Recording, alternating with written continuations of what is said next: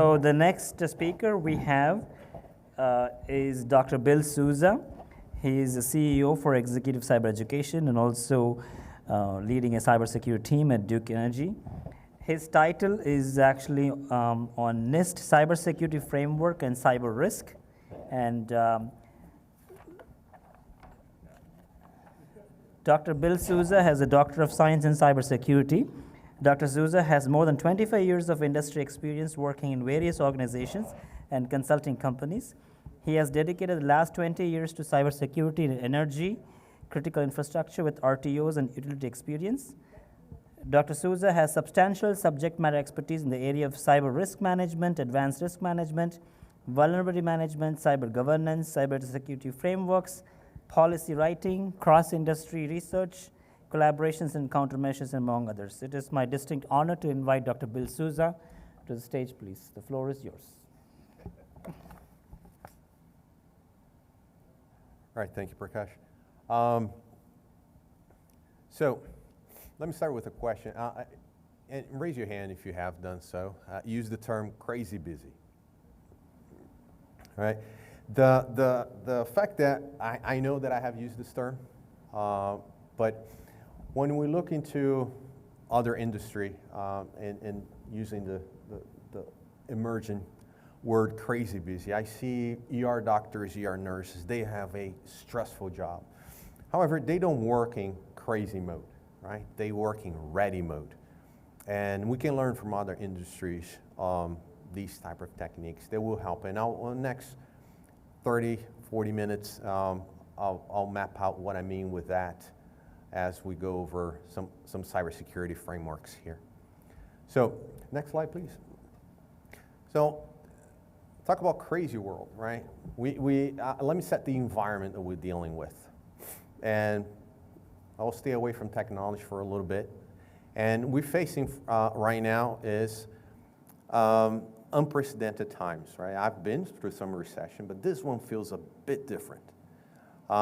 There's great companies on the screen right now that are hiring freezes, they are laying off, and they are making their business more lean, if you will. I guess that's the business word for it, right? But bottom line is they're suffering. They're seeing the tight in talent. They are seeing difficulty in hiring. And we, as I can speak from the utility perspective and our RTO perspective, that we are feeling the same thing. There are goals out there to become carbon free, and that puts a lot of pressure, deviating dollars from the technology you want to protect the organization to the mission or the vision of the goal, the organization, those mission objectives. Next slide, please. So here are a few numbers. Thought Lab ran a survey on about 1,200 individuals across 14 different disciplines and 16 different countries. So a good slice of represented the population we're dealing with. So here's another challenge. Remember, the previous slide we discussed about the global economical challenges. Now here we have continued supply chain challenges. So the complexity of supply chain continue to increase. So we've seen with the pandemic cause with the supply chain. We have digital innovation. A lot of companies got caught by the pandemic as they were moving into the cloud. They were modernizing their infrastructure. They got caught in the middle and they rushed to the cloud, and beyond that we know, cybersecurity was not first on their thought as putting into the cloud. Budget. There's a reason the economy is hitting everyone. Budget also. So we have 28% of the respondents says they don't have enough budget to protect the entire organization. So now we'll have to make some priorities. We'll have to make some discussion. It goes to my comment earlier, right? I have a bucket of money that I have to distribute for the organization, and is cybersecurity on the top of them? I don't know. How good as a salesman or saleswoman are you to get some of that money, right? Because I want to be carbon free in the next 50 years. That's where the bulk of the money will be. So how much of that are you going to get? And talent. We all suffering, and we've heard here from you, UND as well, right? tough to get talent out there. They disappear. Now, not necessarily they have more options. It is a candidate's market right now. So those are the challenges we're facing right now as trying to protect our organization. Next slide, please. So we're not immune to being on the news, no matter what. And with tight budgets, you cannot find talent, global economy, your chances to be in the headlines are greater than ever before, right? Next slide. So the common fallacy we understand on any data breach we have is as a technical challenge, but I want to tell you, it's not it. There is a lot more involved beyond technology. Is understanding how to communicate the breach, is understanding how to, that impacts the overall organization, the missions that you're delivering to your organization. Next slide, please. So there's no doubt there is a business problem. I mean, that is a cliche right now, but what that really means. I'll tell you a story. I made this very unscientific survey within my organization. It had one question. Can you give me 3 systems that support the mission, the vision, and the services that we provide to our customers and shareholders? Simple question. So I target 3 groups. The first group was the business continuity, because I thought, well, that's an obvious group, right? Because they understand what's critical, because if something happened, we need to continue doing business. So I asked, so can you tell me 3 systems that support the mission, vision, services that we provide to our customers and shareholders? I say, well, I don't know. But we know what processes are critical for the organization. Not systems, but I know what processes. All right, I'll take that. Second group, I went to IT. I'm sure they know, because they built the systems. And I asked, do you know 3 systems that support the mission, the vision, and the services that we provide to our customers and shareholders? Systems? No. We have an application portfolio that, we support our customers, our internal departments that are important for the organization. All right, I'll take that. Then I went to the third group, my group, cybersecurity. I'm sure we know, because we protect it, right? We protect the organization. So I went to the Security Operations Center. Can you give me 3 systems that support the mission, the vision, the services that we provide to our customers and shareholders? I said, well, you know what? Everything is important to us. We monitor the network, we monitor the subnet, everything is important. If somebody hacked these test systems on the back end and laterally move through the network and take off the entire organization, well, you know what the scenario goes. So there I stood. We don't know what is important. What are we protecting? And how I'm getting the budget through to get something deployed in this network and protect what? So it's a challenge. So here I stand asking my team, so can we make sense of this? Is those processes they identify in the BCP, right, aligned with the applications that IT has in their portfolio? And cybersecurity doesn't align anything. We monitor everything, so definitely aligns with it. So that becomes a challenge. Okay. Next slide, please.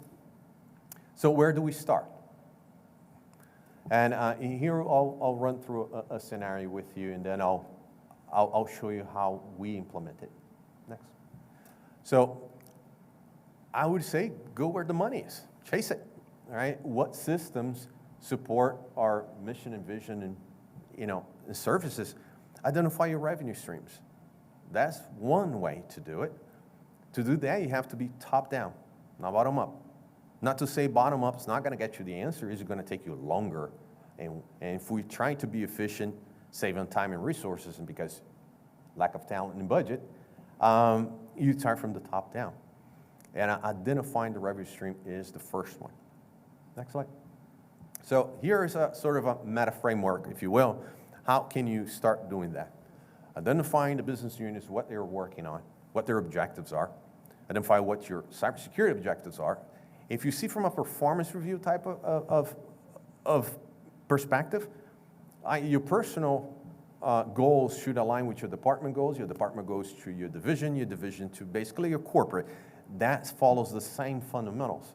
Understanding what the business unit and the cybersecurity, and then of course understanding what the mission objective of the organization is. Then with that, you're identifying the business processes and the information is being developed. At this point, at this business model, you understand what is important to the organization, right? What the board is discussing when they meet with the executives, right? Next slide.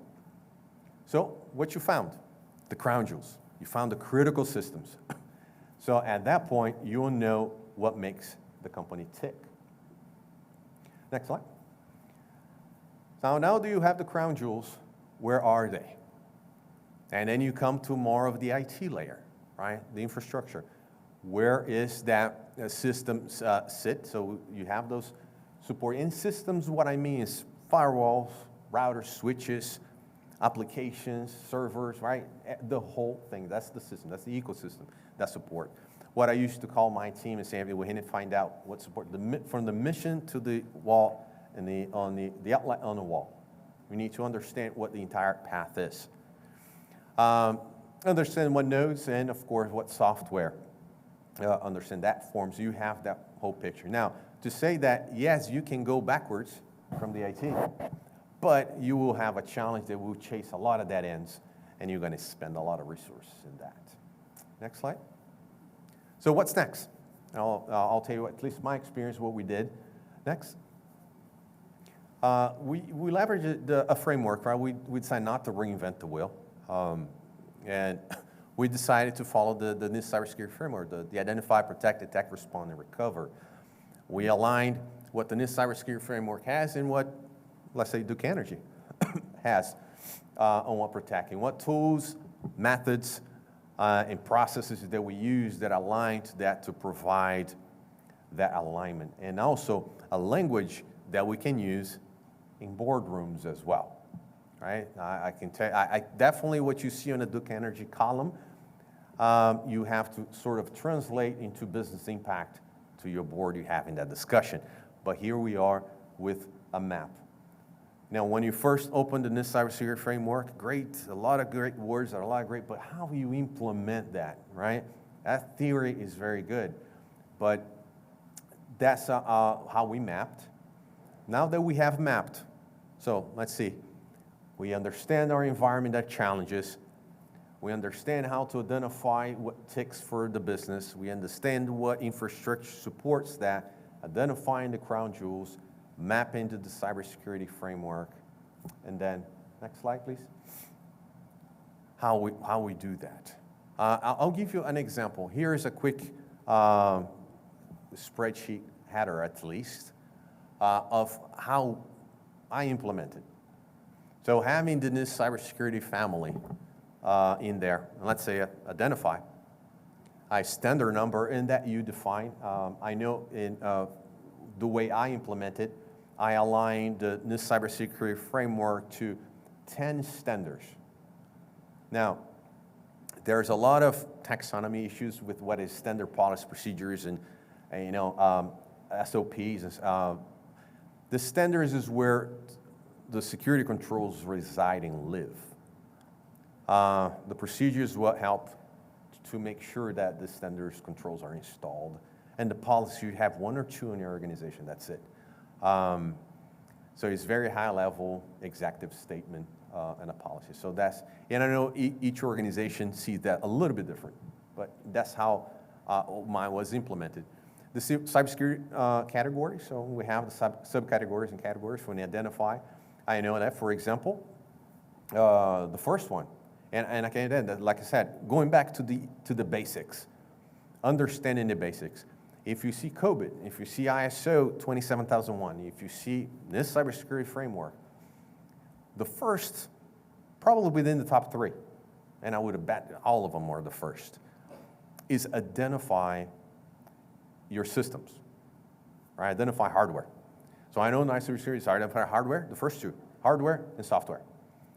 So a lot of people stop on the hardware. Oh, I identify all my servers.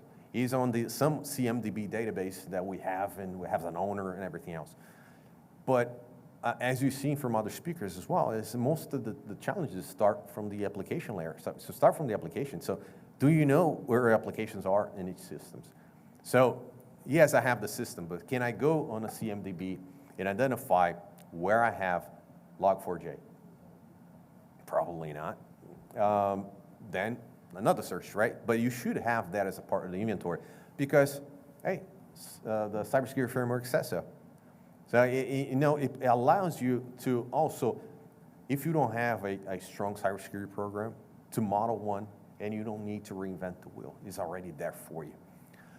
Next, what we do is control number and NIST context, but also remember the NIST narrative comes from NIST 853, so it's very high. It is a statement, not necessarily a control. So we have to decide what the control language will be. And then you can put your control narrative and the NIST control narrative to make sure they map. Privacy, well, privacy came out of version 4 or 5, so if you do earlier, may or may not have privacy. Even if you're doing the privacy one, not every control addresses privacy. Next, we did the regular, low, moderate, or high. Make sure you don't have a flat standard that apply to everything. Otherwise, you're going to have tons of security exceptions because your standard cannot be applied to every system. And the last one I just crunched up in one column, but actually that spreadsheet goes a mile long. I mapped to other stuff that we do. PCI, SOX, NERC-CIP. So I map to those controls. So this way I know if a particular control go across all other standards that I work with. So this way I pull evidence once and apply to everybody, right? That is the way we do it. And that's why I ask my team to do is, if you can prove the concept on a spreadsheet, yeah, we can put on a GRC tool, we can put on SharePoint, we can put any tool, sorry. So I design first, then I find a tool to fit in, not the other way around. So I'll make sure that we have that. And that is also published on our intranet. So this way you can just go to the spreadsheet, search for the control, identify what standard is, and just read it completely. So that's what we start with. That's the governance of having the NIST cybersecurity framework in place. So you saw the mapping. Now I provide you the governance of that. Next slide. So just to recap once again, we start with the challenges. We identify what the business finds it critical. We identify, the systems, and we decided to use this cybersecurity framework, which, by the way, the same fundamentals apply if you're using ISO 27001 or anything for that matter, right? We create a governance model where we have the standards in place, and now we need to address what the risk to the organization is, and the reason I specialized in cyber risk and the reason I decided to do my research in cyber risk is because it's fundamental for everything else. We have great tools, great people, great research in cybersecurity, but where are you going to aim at, right? Think like a general. You have a strategy. So you have all these ammunition, and you have your soldiers. What you're shooting at, and risk, that mission-based centric risk program, and we'll identify what areas have the most impact to the organization. And I already discussed what there is. Those are your crown jewels in the organization, your mission statement. That is a starting point. I'm not saying that's the only thing you need to protect, but eventually, that's where you start protecting that.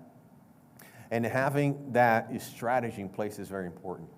The example I asked before, right? You come to me as the CFO of the organization, and you have to justify, a tool that you developed. I already gave you the answer to the test, right? Tell me how you're going to protect the crown jewels, and tell how that protection is going to help me deliver on the mission, the vision, the service that I provide to my customers and shareholders, how much are you going to protect my revenue? Are you protecting the revenue organization? Highly technical solutions, talk business language. How are you going to do that? I bet you have better chances to get that funding. And as from a risk professional, when I look at the risk register and I see these high-level risks, such as data exfiltration, great. From where? What data? But with that statement, I've seen a lot of projects being funded on that statement. So I say, where's your data? What data are you talking about? Because technically, in theory, you could be hacked every day and not even make the news. A back office system could be hacked, and yes, it's going to give you some headaches, but you're not going to hit the news. Your stock market is not going to tick up or down because it has not been hit the critical systems where those data reside, those data you need to protect. Now, if you talk to my cybersecurity folks, oh no, that is a back off, a lateral move, and you're going to get there. Fair enough. But it would be shame on you and me if that happened. Because if they have traversed the network and get to the critical system and you haven't seen it, we have a bigger problem than identify. So that is very important. Go back to what we spoke earlier, understanding those, where the blood splatters are, right? I like that one. And putting those together, understanding that.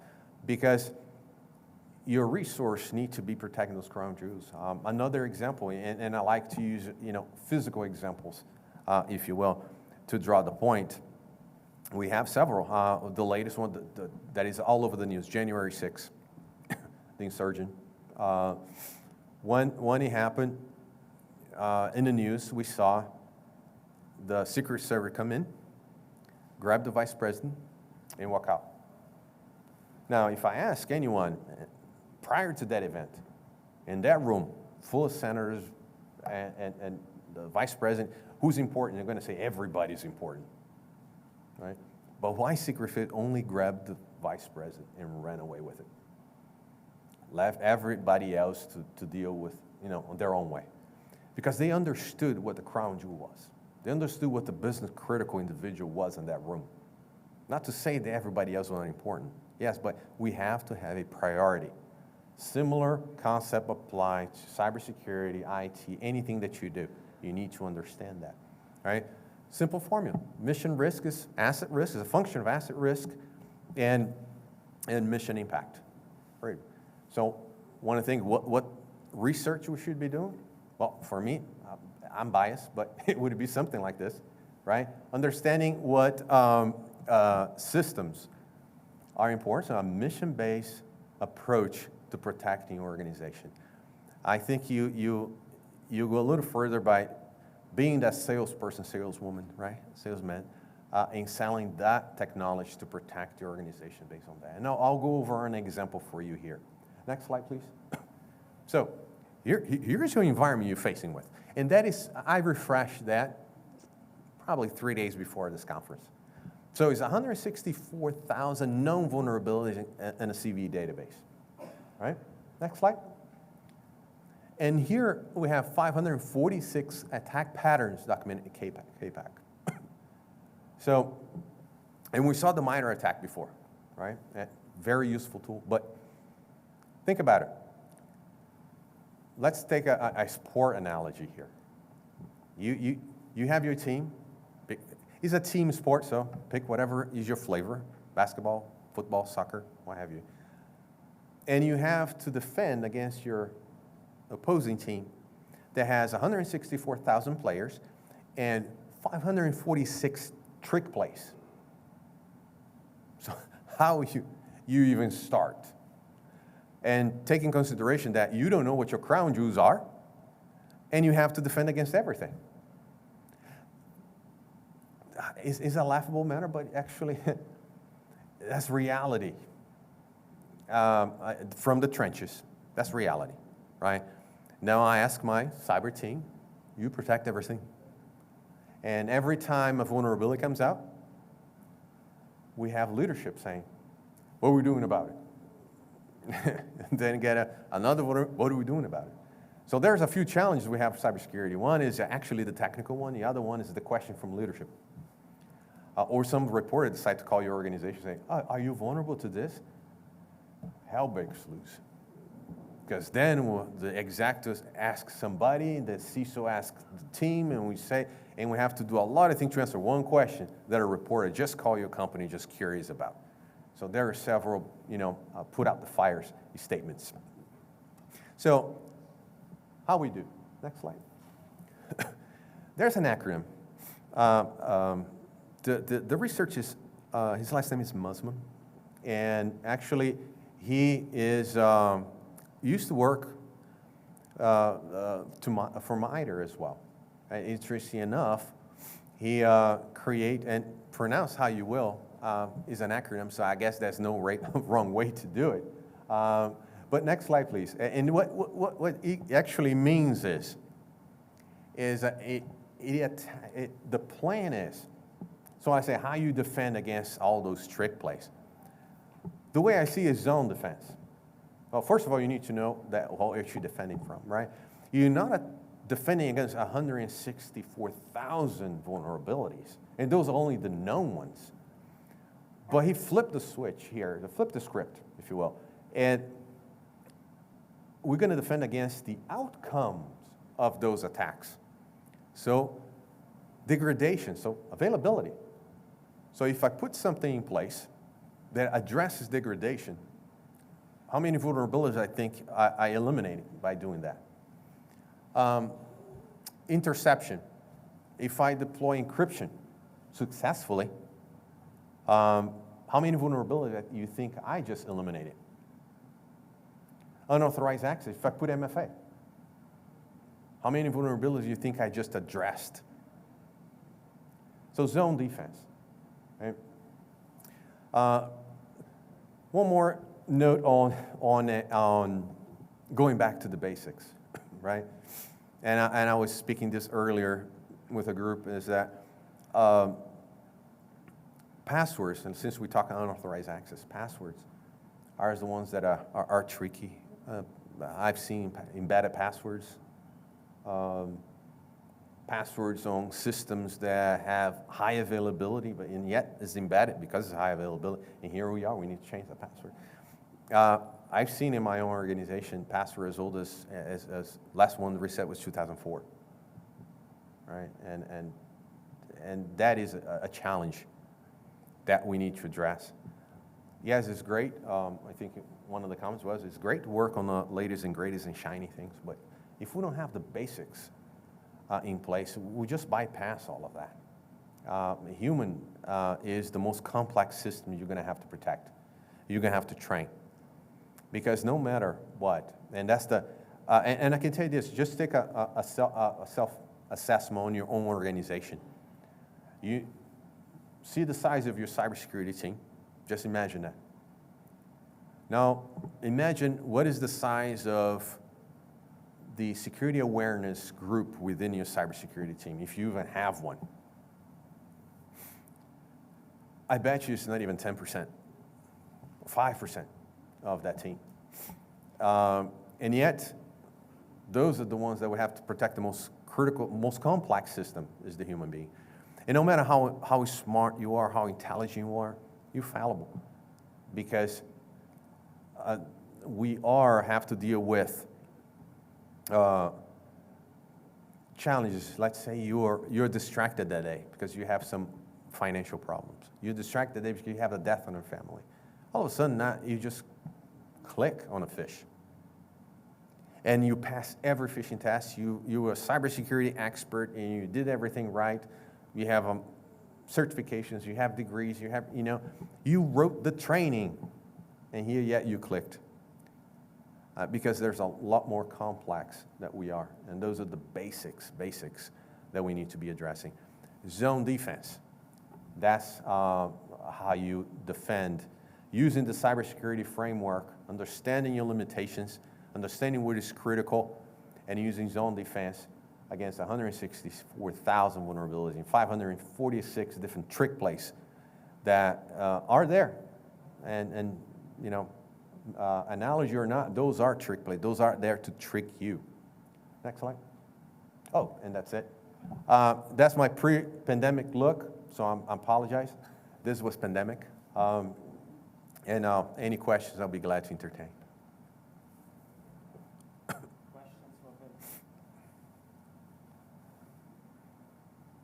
All right. Awesome. Glad. You showed those buckets of degradation and fabrication. Now, how do you see the ranking of the risk assessment in those categories? Which one? It's not necessarily. So good question. Where's the ranking? There's not necessarily a ranking. I think it's just because the acronym built out that way. The risk is to the mission of the organization, right? So we need to understand that because there's operational risk. Those one that I have a project, my system needs to communicate with the internet.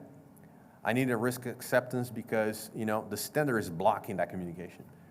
And we say no because you're an internal system and it's going to be a high risk. Yeah, high operational risk. However, minimal strategic impact to the organization because yes, I give you access, but that access will not impact my stock market and will not impact anything. So there is strategic risk and operational risk. The challenge is to make sure is how many mediums are a high, how many lows are a medium. We use financial data for that. We do have what we call a gold card. I don't know if that is used anywhere else, but basically it shows the financial impact, the probability of financial impact in millions of that. We kept the math very simple. We could go crazy in probabilistic math, but at the end of the day, it's a probability. So anywhere from the range is the right answer. And plus, I have to explain the math to the executive, so I kept it very simple. So what I did, I picked the middle of the probability. So for example, from probability 0 to 10%, I pick 5%. And I go across and I see the impact could be from 50 to 100 million, 75 million. So 5% of 75 million is your impact across 5 years. So this way I can tell you by a dollar amount, so I can talk to anyone outside IT or cybersecurity, what would be the impact to the organization? Yes?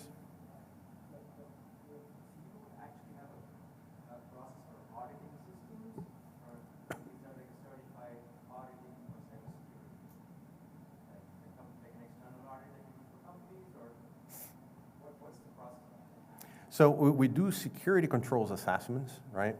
And I call assessment not necessarily audit because we keep audit as our checker, the 3 lines of defenses. So we have the operational, the people on the ground putting the security controls. The second would be us doing the security controls assessment. The third is independent audit reports to the board. So we do controls assessment, make sure they are following the cybersecurity best practices. The one actually, we wrote is publicized. Here is our standard. Make sure you're following it. And the other one is we invite third-party penetration testers, right, to do that assessment. The problem with penetration tests, although they find very good stuff, they go basically the first path in, the easy path of resistance, not necessarily an extended condition. We say, well, what other places could you go in? Yes, you went in through this door, but what about the other door? So that leaves also out there, we don't understand. So we do this controls assessment, understanding what we're not following, understanding which security exceptions, people that decided, yay, yes, this is good, but I cannot comply with that. So those are security exceptions are basically holes in your security layers because that application could not comply with your security controls. They have to bypass it or using something that is weaker than you currently have. Those we need to measure, make sure that we are not opening too many holes in our security layer. Good question. In the interest of time, I'm going to stop the questions, but let's thank Dr. Souza for his small memento for him. Thank you so much for being here. Thank you.